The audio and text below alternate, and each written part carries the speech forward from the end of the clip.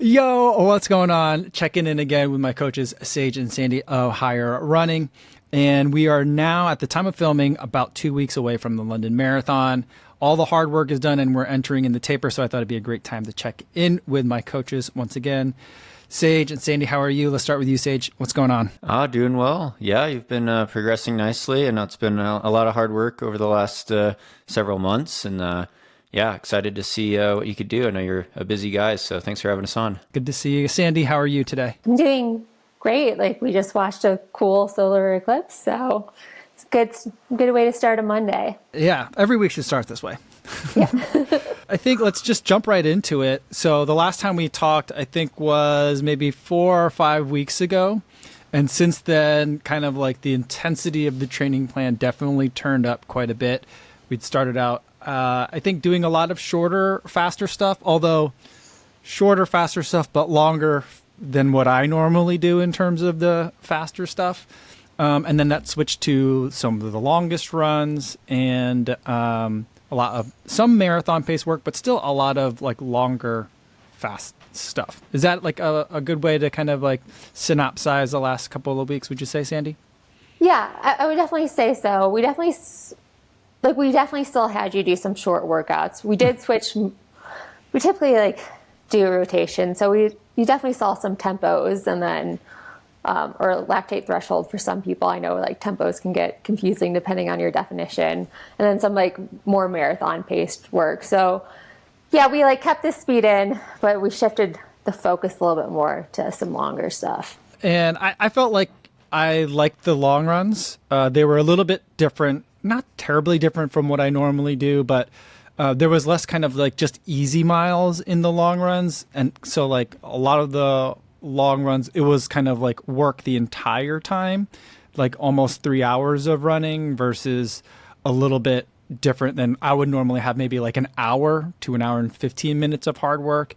And then the rest would be easy miles for the rest of my long run. So I felt like that was a change that I like, because then the long run gets over a little bit faster and you kind of get to feel a little bit more of the fitness. That's what I experience of it on my end. But Sage, like, can you tell me like a little bit more like physiologically, what's the difference or the benefit that you think of having like, instead of like mostly easy miles in a long run, having kind of almost everything at some sort of a little bit faster than easy all the way up to marathon pace?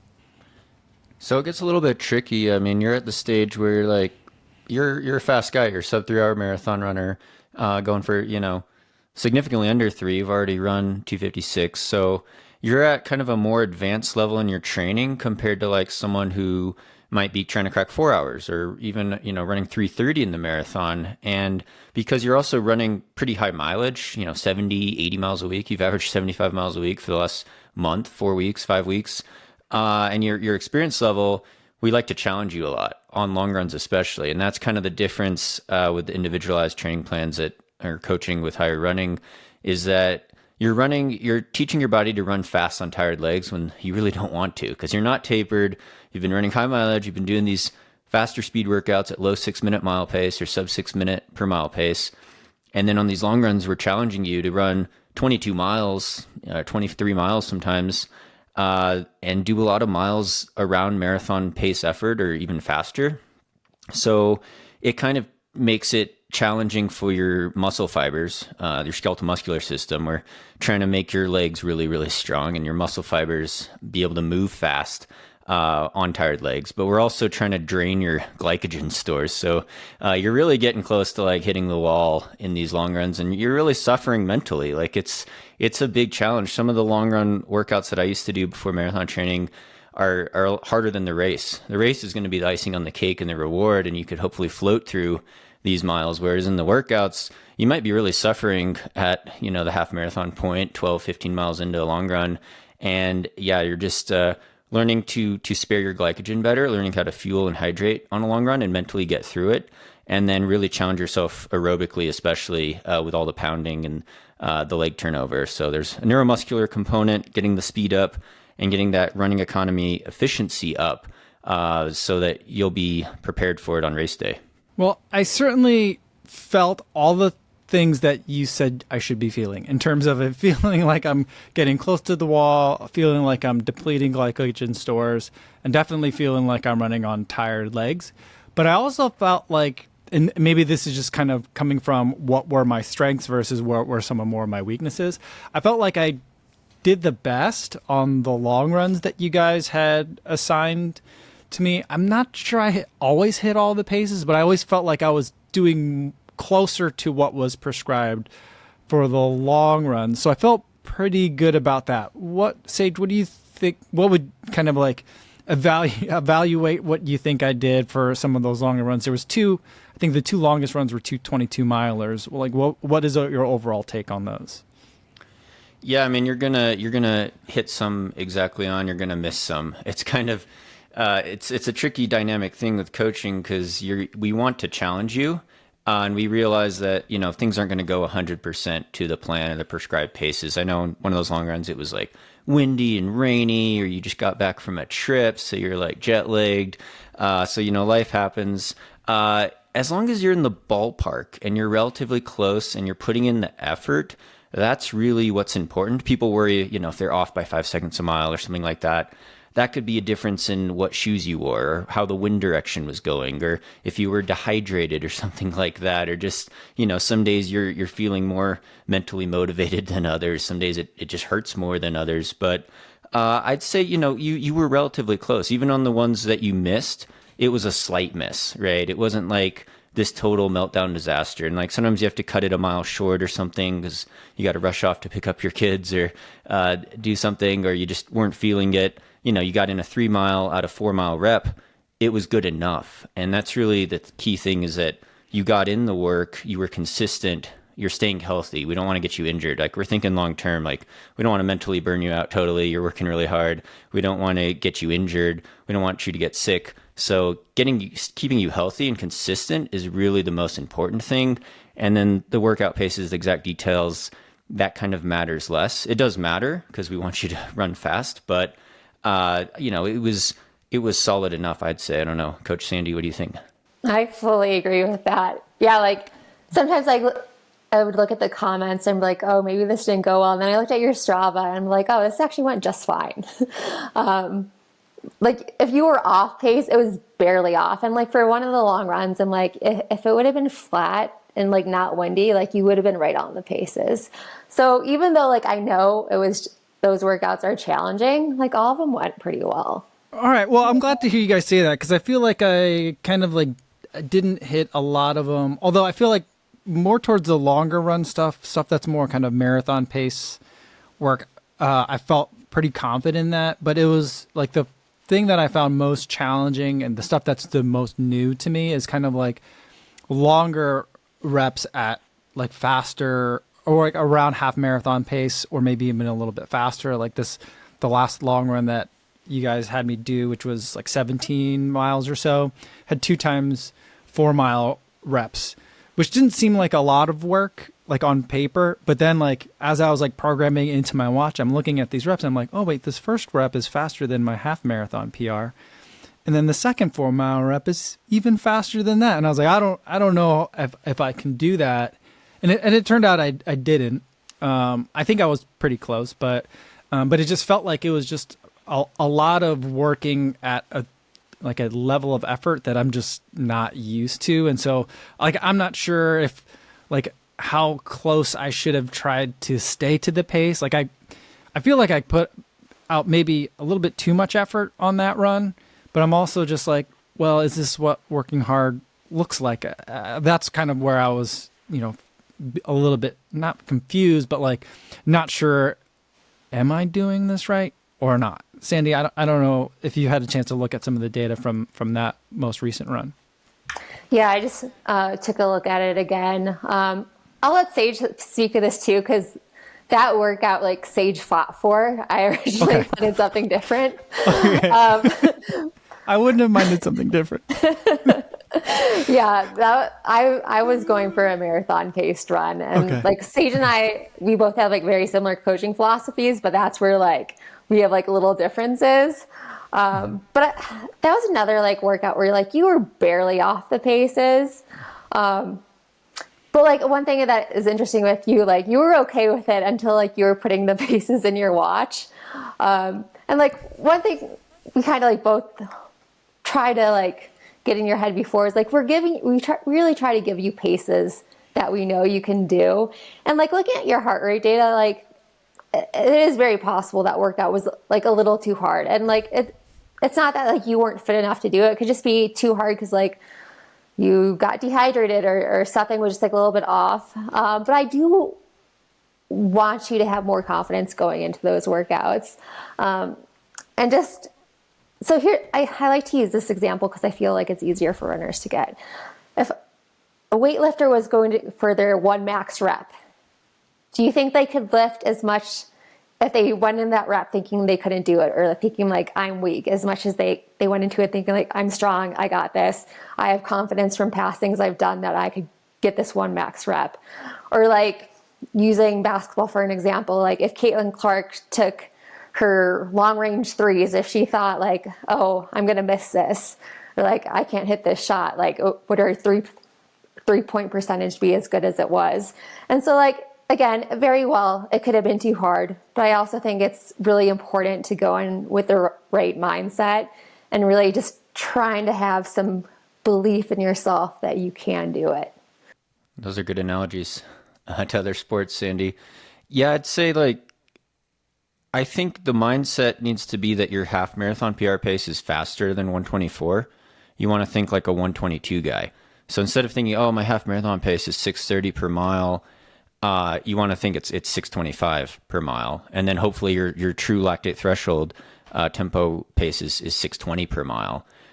So it's a hard effort. It's close to 90% max heart rate type of effort, and some days it could be harder than others because like you just ran an 80-mile week before that. So just sometimes when like people like are just missing these workouts at the end of a marathon cycle, it might indicate you should do a bigger taper. And so we might go in and adjust your training plan after this. So I just wanted to throw that out there to give people a tip of what maybe they should do if they can't hit a workout they think they should. But again, like you were very, very close to hitting that workout. I also noticed you wore it says on Strava, the Saucony Endorphin Pro 4. It's not the lightest type of super shoe. I don't know how you felt in that shoe, but I was like, that the shoe could make a difference of 5 seconds a mile easy. So there's that too. I was, I felt pretty good about the first rep because it was like 6:28 to 6:24. I'm like, I think I could do that. I think I'm in better shape than when I ran my half marathon PR in January. I don't want to blame the shoe too much. I think the Endorphin Pro 4 is a pretty good shoe. It's not a shoe that would be my first choice for racing in right now. And so like it's a shoe that I needed to get some testing miles in, and I felt like this would be a good opportunity for it. And I felt good enough about it, both before and after. I was like, it's a pretty good shoe. But still, not kind of like what I used for doing some threshold reps earlier in the week, and probably not the shoe that I feel like the absolute best in. So maybe there's a little bit to be said about that one, but I do think that I went into at least rep 2 pretty scared and I think that's for a lot of anytime that you guys have written like a 2-mile rep at like faster than half marathon effort, that's just what I know that's how I've been going into all the reps. Especially when it's not the first one, because usually the first one is like, oh, that was a lot of work. That's hard to get. And then it's like, oh, 5-minute recovery. That seems like a lot, but then it goes by fast. And then you're like, all right, here we go again. It's going to be another long one. And so like that's been the kind of the mental part of it. And I think that's part of like, these are all things that I've been like kind of ignoring because I don't like them. And so it's like, I know I'm not as familiar with them. I've gotten very good at 6x6 minutes. That's my favorite workout. I gotten very good at long runs because I've been doing those for a while. But it's just these kind of in-between workouts that are long-ish and longer at the same time that I'm still like, I don't have the experience in them, I guess, where I feel as confident in them. And so that's, I think, a big part of it. But at the same time, I also don't want to be like, I just have to will my way through it and then I'll be fine. I feel like I've done that in races before, and that has led to a lot of kind of early troubles in those races too. So that's kind of like, it's a lot of fear mindset going into these, and I'm trying to, break through, but it's hard. I think that's beautiful self-awareness. And like we all have things we need to work on. For me, like as often it's like shorter intervals where like I like to I feel good about cruising on tempos, but like we all have things we need to work on. But like having that self-awareness and knowing you need to work through it, like that's the key to me. And like you enjoy running, and so this is just something you can work on for years to come and continually get better at.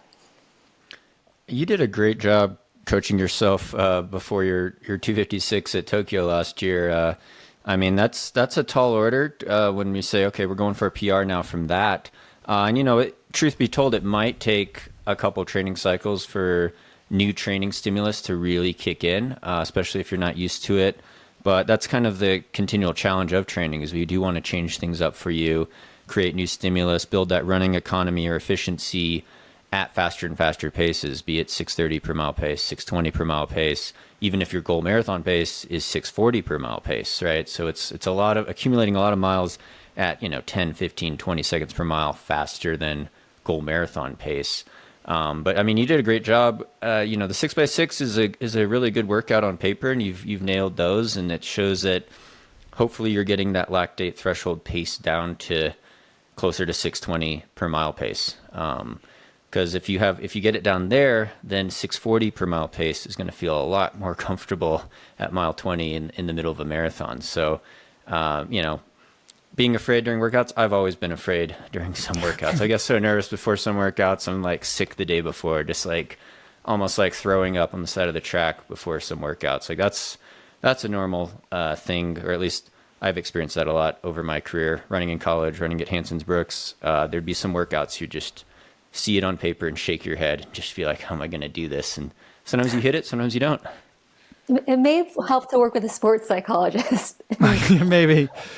I mean, this last one, it definitely took me a little bit to get out of the car, because I'm like, all right, I'm here. All right, once I get out of the car, that means I got to start running this, and so like it's fun because it's like, it's exciting, it's new, it's a challenge, and those things are all enjoyable. But at the same time, I'm like, oh, I know this is going to hurt.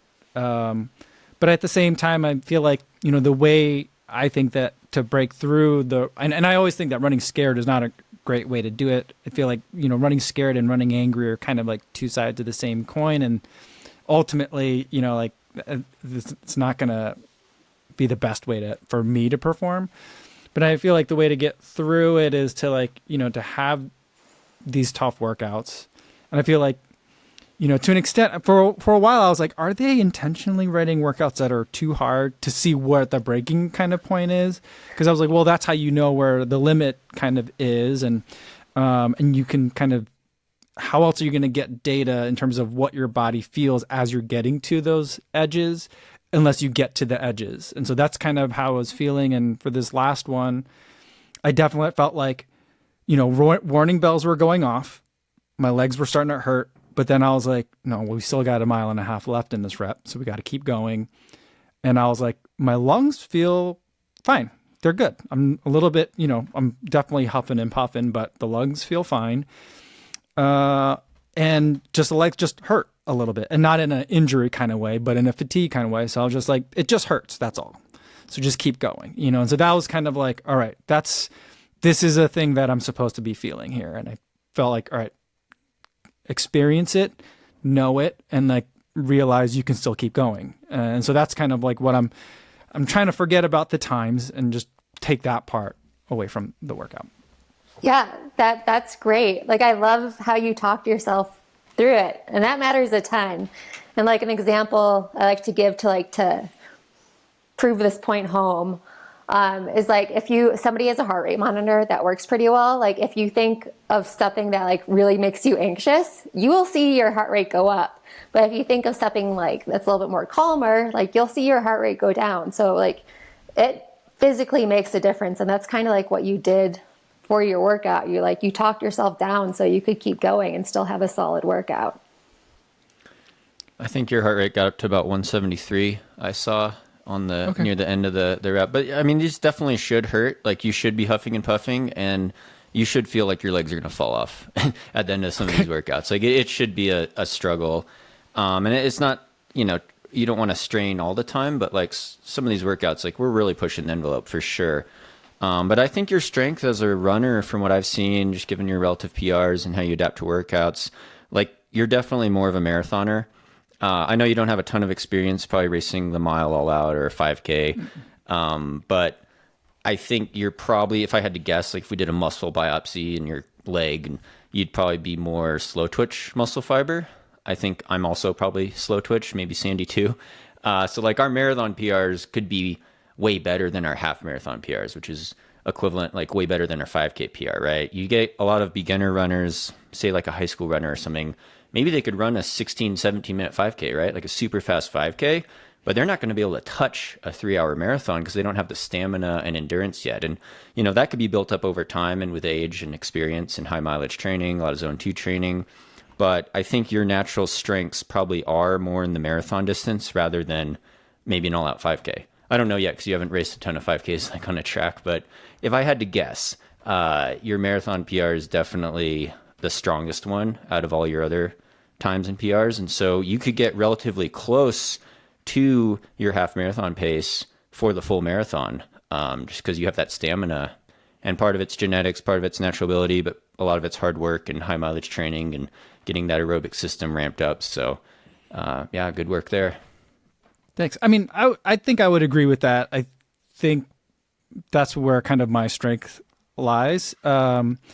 Is definitely not fast twitch. Nothing that's one lap or less. That's not going to be my strength. But I also feel like it kind of like circles back to something you mentioned earlier in terms of like, sometimes it takes a couple of training cycles before you really get the adaptations. I've been focusing on the marathon pretty much almost exclusively for like the last 5 or 6 years. And so like, I think that some of these other kind of reps that you're throwing at me is stuff that I haven't been doing pretty much in any of that time. And some of these shorter distances, which I would like to work on it. It's one of those things. It's like, I always want to work on a faster 5K. You never end up doing it. But, this summer, I think that's something kind of I'd like to take a closer look at, is something that's measured maybe in meters rather than Ks. And so just to like give my body a chance to see if putting some more work in there over a more serious amount of time rather than, there's 4 weeks before I have to start training for my next marathon. Let's see how fast I can get. I mean, I think something I need to dedicate a little bit more time on kind of rounding myself out a little bit better. And I feel like this block is a great start in terms of building on some of those other kinds of speed, but I'm ultimately not sure how much it's going to translate in the immediate kind of like in this race necessarily. Actually, I have a question for you. Just like looking at Tokyo, going back to that, you started off around you had some low 6:30 miles. Is that correct? Like, was your Strava right on that? In the race? Yeah. No, that would have been wrong. Because in Tokyo, I feel like the first couple of miles were closer to 7:30s because it was really congested, and I was very far back, and so like I was very much easing into the race. Okay. It was so slow that I was worried that I'm like, I don't know if today's going to be a good day to run fast because I'd start out so slow. But I've always found that like if I kind of sneak my way to faster miles at the end rather than try to hit like even splits straight out of the gate, that I tend to be able to kind of like just surprise myself kind of at the end. Like I can then push past what my kind of like I think I finished, the last mile was rough, but like towards the end, I was able to run much faster than kind of what my target pace would be for a target amount of effort. And I've seen that in a couple of the long runs too, where that I've done with you guys, where, I'm looking at, I had my watch set up so that way if it was like a long multi-mile rep, it would just give me the average pace for the entire rep. And so I'm like, all right, well, I got to fix this rep and get like 3 seconds per mile faster in the next, say like half mile or mile or so. And so then I would just slowly kind of crank down, and for me, easing into it lets me then crank down real hard towards the end. And so that's kind of like how I like to race a little bit. But also like that's what happened in Tokyo too. And so that was kind of like an accidental proof of concept. So that's what happened in that race. Okay. Oh, that's smart. Were you running some like 6:30 miles though? Yeah. Okay. So There was when times you're- where I got like, just like caught up in the group, you know, and then, or I caught up with, and that was also confusing because there was multiple like 3-hour pace groups. And I was like, wait, how am I behind a 3-hour pace group? And then I realized, oh, there's like 7 of them in this race. And so, and they all started at different times. And so like pacing was a little bit weird. And after a while, just like, I'm just going to stop caring. I'll just click the watch every 5K and whatever it is. But like, you know, like I need to figure out effort rather than like, what is everybody else doing? So that's why some of the pacing in Tokyo got kind of weird. No, I actually like thought your pacing was pretty good. Like I can see like the first part was slow. But like what I wanted to point out is like you must have seen those splits and still felt confident enough to keep going at those paces. Like were you ever like, oh, like this is faster than my target pace. This is like too hard. Like it sounds like you were actually like pretty confident in what you were doing. I don't know if confidence is the right word. I would probably say incredulous. So like basically anytime the watches gives me a bad split, I'm like, oh, I'm falling apart. Every time it gives me a good one, I'm saying, oh, it must be off.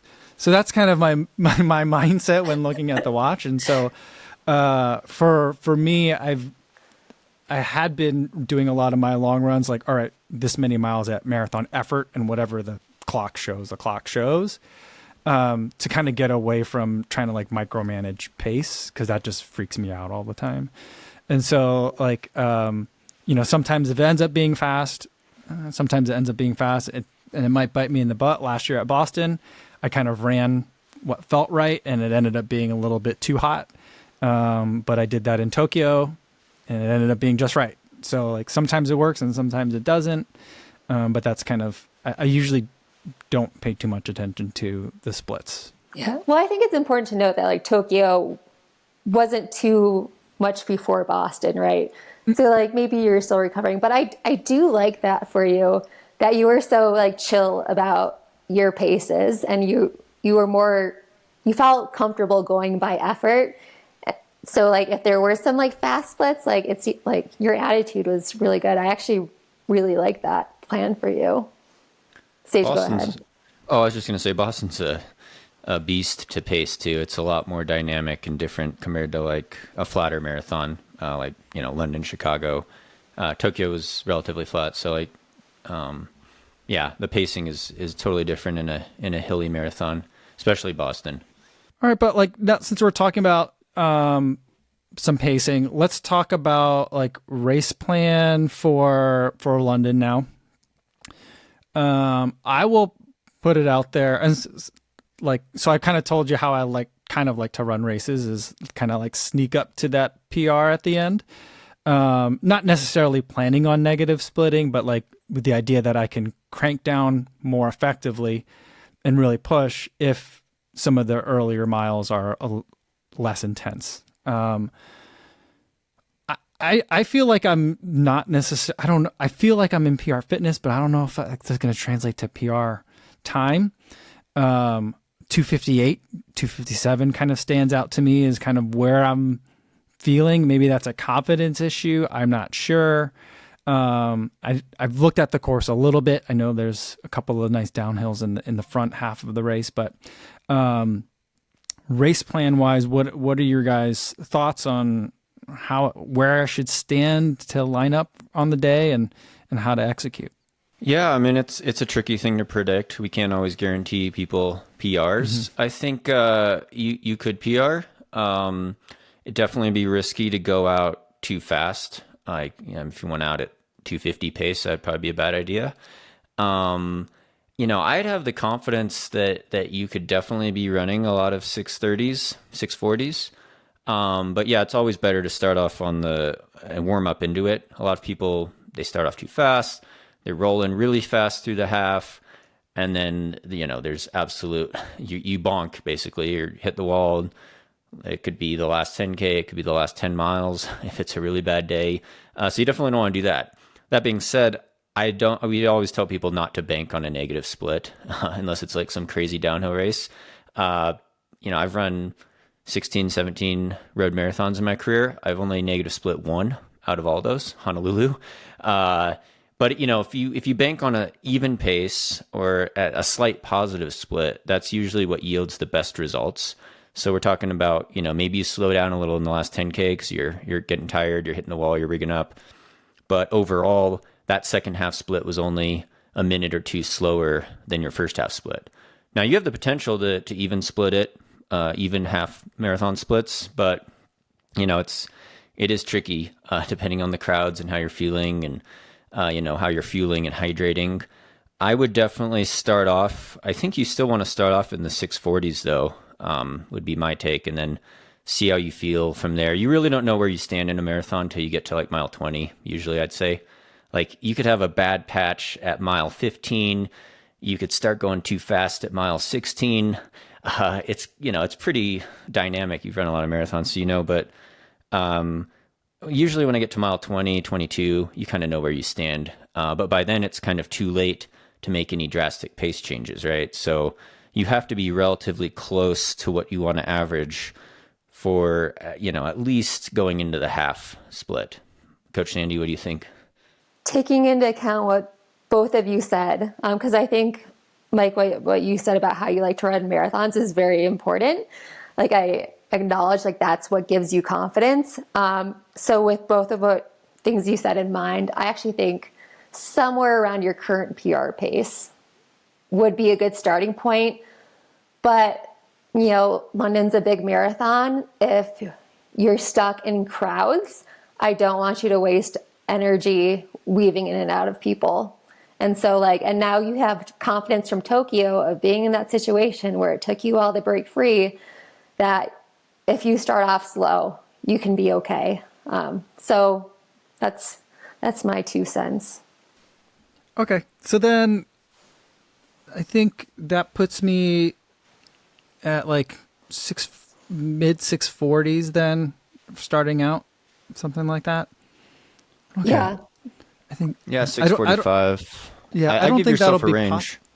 I don't think that'll be possible with traffic back where I'm starting. I think it'll still be pretty congested, but I think ultimately, people that are where I'm standing are going to be pretty eager to get moving as soon as they can. And so, I'll try to stand a little bit ahead of that 3-hour pace group, and then hopefully I'll never see them again. Yeah. And then we'll just hold on to it from there, assuming the weather, cooperates. And I know the course will be fast, and I know that the crowds will be definitely be. Sorry about that. I'll definitely be. I know that the crowds will definitely be there. So it's just a matter of me being able to line it up and get it done. Yeah, I mean, you definitely don't want to be like running 620s at probably any point unless it's the last mile, because you start playing with fire if you start cracking 630. So you definitely don't want to get too excited in the middle and go too fast. A lot of people, they feel really good near the halfway point or near mile 15, and they just start cranking, and then it comes back to bite them in the last 10K. Whereas, as you know, if you're just within 10 seconds a mile of your average pace in the last 10K, you're usually blowing by people, because the vast majority of people, myself included in marathons, have rigged up extremely hard in the last 10K, last 8K. So it's just about, you could pass a lot of people definitely in that second half in the last 10 miles, and especially in the last 10K, if you're just being relatively consistent, you're taking care of yourself, you're staying relatively hydrated and fueled, you're not getting blisters, stuff like that. But you definitely do want to keep the throttle in check in that first half, especially. Okay. One last topic before we close out for today. Can we talk a little bit more about the taper? Now, Sandi, you had mentioned you might want to extend it a little bit. Given that I wasn't able to hit some of those paces that we had set out there, I tend to I normally go with like a 10-day taper, because I worry that like if I've previously taken my foot off the gas too much. and then my body goes into, oh, we're done working. Let's rebuild. Let's hibernate. Let's start getting ready for like the next one because the work here is done. And so I've always kind of like tried to keep a little bit of the foot on the gas going into the taper. What do you guys have planned for the taper coming up? Currently, it's not a super aggressive taper. I typically never, unless I think somebody really needs it, I stray away from very aggressive tapers. So I think what you've been doing is fine. Like you kind of know what works for you. You're experienced. I mean, we're not extending it beyond 2 weeks because we're 2 weeks out now, but we generally view the last 2 weeks as the taper phase. How much you actually taper is a very individual thing. And the way we have it is you're still doing a medium long run next weekend. So even a week out, we actually consider that 13 miler, I think it was, 13 to 14 on Saturday as like a medium long run. So we wouldn't cut out the long run. It should be an easy long run. You don't want to do anything hard. You're not going to do anything to really boost your fitness in terms of high intensity, hard workouts, hard long run workouts in the last 10 days for sure. Like you could do a VO2 max workout 10 days out and maybe it'll kick in before the race. But the biggest adaptation is you're resting up for super compensation. So the taper is all about, staying healthy, staying hydrated, still doing some stuff though. We still have a couple workouts. We're still going to be touching on stuff in the low 6-minute mile pace range. We've just kind of cut the volume. So the intensity is still there. We want to keep the metabolism up. We want to keep the muscle tension up. We want to keep stimulating fast twitch muscle fibers. But the mileage will take a cut, and it mainly takes the biggest cut in the last week. So it's more, it's pretty dynamic. It's not just, okay, you're running super low mileage. You still have over 50 miles to run, 55 miles to run this week. So it's not a huge taper, but it will get more aggressive, especially in the last week. Yeah, Okay. It's always like a balance between like maintaining fitness while recovering from really the past few months of training. All right. I think the tricky part for me is I'm going to go to Boston first the week beforehand. So it's going to be tough. And I did take a peek at the schedule ahead. I did notice there's a couple of 2 mile at threshold reps We might in be there. changing that. We might be changing that, actually. Just talking to Sandi about that earlier today. Okay. But like, I think that's going to, I'm going to have to talk to you guys offline a little bit about that too, because some of my days are scheduled a little bit difficult for when the workout is. But that's going to be a big concern for me is, just trying to remember that I'm tapering too. I'm super excited for everything that's happening in Boston, but that's kind of part of my job. And trying to remember that I need to be recovering, especially when some of the more celebratory stuff starts to happen. I have to remember, I'm still working. So it's not time for that yet. Well, there'll be time for that in London later. Yeah, it's definitely a huge challenge. Yeah. Go ahead, Sandi. A tip I always give people when they're in that situation, just carry a water bottle with you at all times. Because not only does it remind you to stay hydrated, just a reminder oh, I have a race next week. Yeah. Okay. That'll be good. I'll definitely do that. I'll definitely keep the water bottle with me at all times. All right. I think that's a good place to leave it for today, guys. Thanks so much for all of your help throughout this training block. Hopefully I won't mess it up for you guys, and we can put together a good race in a couple of weeks from now. I'm feeling good. And no matter what, you should be super proud of yourself for trying new stuff.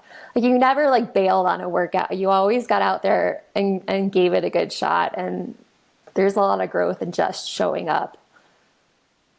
Yeah, you've been doing awesome. So I'd be confident and stay healthy and have fun with it.